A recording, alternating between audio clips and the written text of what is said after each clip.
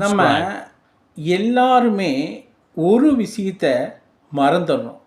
அது என்னன்னா, இந்த மெக்கானிக்கல் வேர்ல்டில் நம்ம ஓடிட்டே இருக்கிறதுனால சிரிக்க மறந்துடுறோம், ஹாப்பியாக இருக்க மறந்துடுறோம்.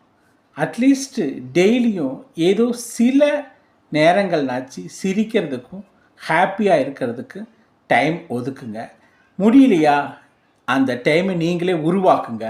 அப்போ தான் மனசுக்கும் நல்லாயிருக்கும், உடலுக்கும் நல்லாயிருக்கும்.